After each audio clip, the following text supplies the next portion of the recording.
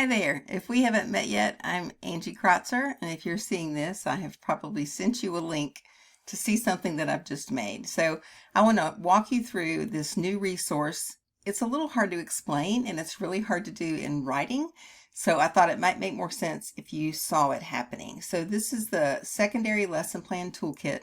It's designed to be a one-stop shop for all things lesson planning for middle and high school teachers. So this is what you're getting. You have a Start Here document that just walks you through. It's very simple. It's Google Docs, no bells and whistles. It just walks you through all the different tabs that you have. So that's your first stop. You want to read the Start Here article. And then I have created 3 lesson plan templates. And this tells you about those 3 templates. The first one is for a skill-based lesson.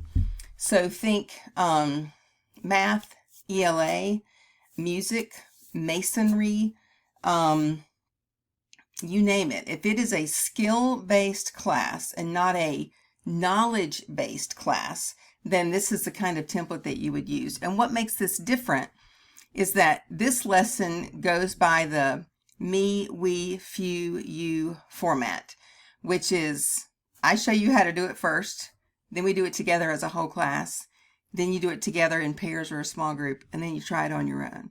So that modeled, shared, guided, independent is the skill-based lesson plan. And then there's a knowledge-based lesson plan, which really looks the same as the skill-based, except for the section of student active participation, you have a lot more freedom. And then with a 5E lesson, this is really designed for science. This is a lesson plan that's been recommended by the NGSS. Those standards are easy to drop in here. So you'll notice that there are blue links all the way through these lesson plans. And these lesson plans take you to, like you could click on Find US Standards, and it will take you to one of the tabs at the bottom of this. There are 90 pages in this document. And so you click on US Standards and you click on the standard that fits you. So if you are Next Generation Science Standards, it just takes you to the Next Generation Science Standards site so that you can copy and paste and then go over and drop those into your 5E lesson plan. So I can just copy what I need and drop my standards in right here. And you can drop the whole language of the standard, or if you just want the letters and the numbers, you can do that.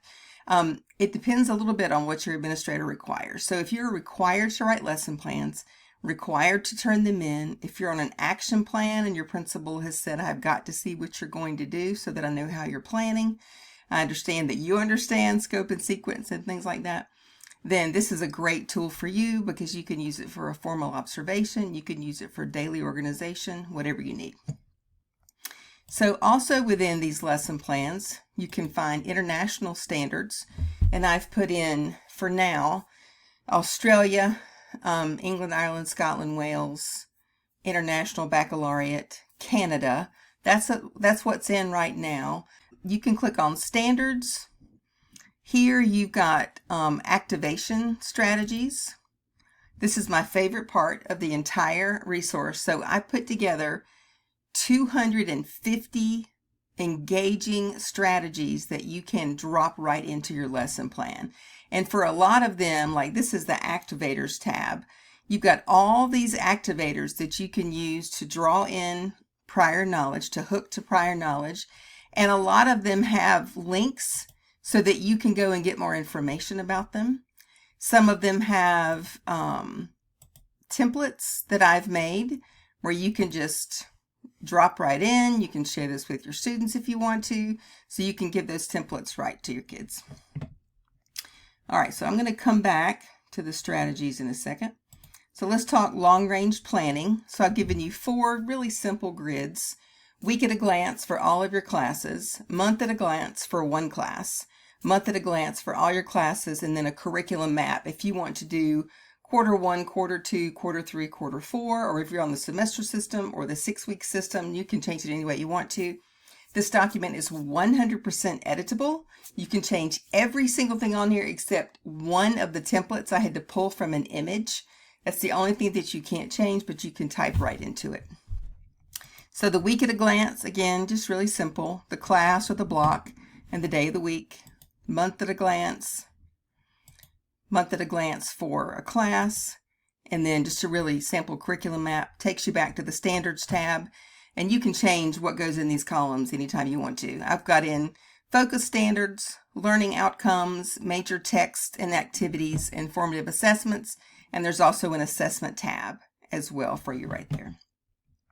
And then we get down to the instructional strategies. So I have created, again, this 250 item list separated into 8 tabs. So there's a tab for activator, a tab for teacher input and modeling, a tab for student active participation, and a tab for closure, which some people call summarizing or understanding check, something like that.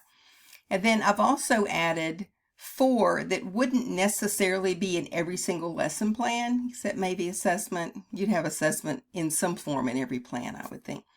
But vocabulary acquisition, review, assessment, and differentiation, there are tabs for all of those. And those look just like the others. So for vocabulary acquisition, you've got all these different ways that you can introduce new vocabulary. So putting this together, I had in mind biology, which has the largest number of new terms of any content area in any middle or high school. I had in mind an ELA teacher who's teaching a new unit. Maybe an AP teacher who has to teach just a huge tone vocabulary. And so these are just different engaging ways to teach vocabulary. So that's the instructional strategies. And then I made, and this is a growing piece of this product, I've made 10 templates, just really simple, easy templates that you can print out for your students. You can share with your students if you're using Google Apps. Like this anticipation guide, you put in the statement before the lesson, students agree or disagree. After the lesson, students agree or disagree. And this just gives them a way to pull knowledge forward and then at the end to solidify and correct what they thought was true. This is a great activator. It's aligned with Marzano. It's aligned with rigor, going high up in Bloom's. So I highly recommend that you use anticipation guides. So you have 10 of those, just different little simple strategy templates that you can use. And then down here, I showed you the standards before. You have US standards, and I have in right now Common Core, Next Generation Science.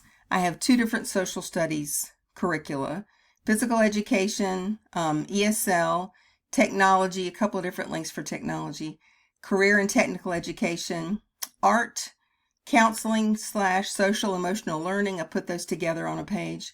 World languages, advanced placement, all of them. So I've hyperlinked to the CED for every single one of the AP courses.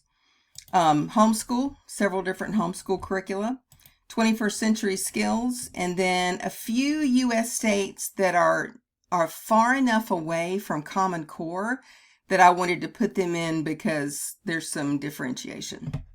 So I've got in Florida, Georgia, New York, Texas, and Virginia. And again, those are just links to those states. And then down below, Australia, Canada, United Kingdom, and then International Baccalaureate. And for the UK, I've got England, Ireland, Scotland, and Wales. And then there are some UK overarching standards that line up with the other 4 countries, but I'm not sure what your school might require. So all you do is you pick a lesson plan template, and I just started typing in here so you can see what it might look like. And you just type in your name, your class, how long this lesson lasts. It might be 90 minutes. It might be 50 minutes. It might be 3 days. Lesson plans do not have to be one period.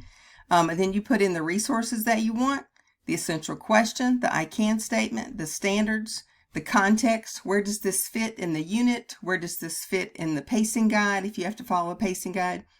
Bell ringer, activator, and then if you're using the skill-based lesson, you've got modeled, shared, guided, independent, then summary and closure, assessment, differentiation, extension, homework. You won't have all those pieces every time. You can change this any way you want to. So feel free to email me back. I'm going to put this on YouTube, so drop a note in the comments. Also, if you have any questions, and I'll address those for you. Have a great one. Bye-bye.